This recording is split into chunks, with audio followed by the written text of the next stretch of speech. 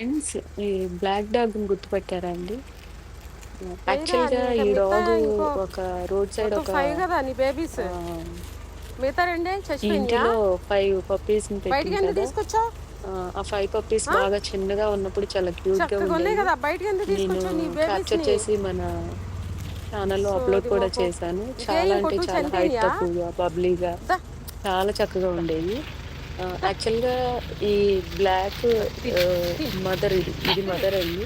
యాక్చువల్‌గా ఈ mother dog కూడా చాలా క్యూట్‌గా ఉంటది. చాలా హైట్ తక్కువగాను బబ్లీగా చాలా బావుంటదనమాట. బేబీస్ కూడా తనలాగే వచ్చినియండి.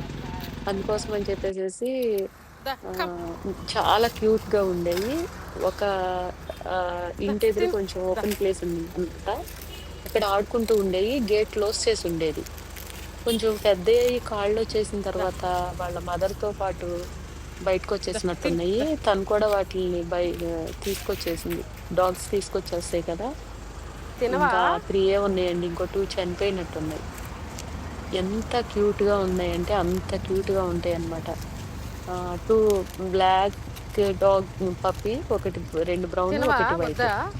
చూడండి ఫ్రెండ్స్. బయటికెందుకు తీసుకొచ్చావు నీ తిను బేబీస్‌ని? Mother dog friends. మిగతా 2 యాక్చువల్‌గా చనిపోయినాయా? చాలా బాగుండేయి. యాక్చువల్‌గా రా నేను కొంచెం 1 మంత్ అప్పుడు వాటిని ఫీడ్ చేశాను. తర్వాత రెగ్యులర్‌గా వెళ్ళలేదు. ఎందుకంటే ఒక ఇంట్లో ఉన్నాయి కదా! వాళ్ళు ఏదో ఒకటి ఫుడ్ ఇస్తా ఉండేవాళ్ళు. అందుకని రెగ్యులర్‌గా వెళ్ళేదాన్ని కాదు. ఈలోగా ఒకరోజు సడెన్‌గా రోడ్ మీద కనిపించినాయి ఫ్రెండ్స్. అవి కూడా 3 కనిపించినాయి. ఇంకా రోడ్ మీద వెహికల్స్ అలా ఏదన్నా చనిపోయినాయేమో అని చెప్పేసి అనుకున్నాను. అది ఫ్రెండ్స్. Thank you friends.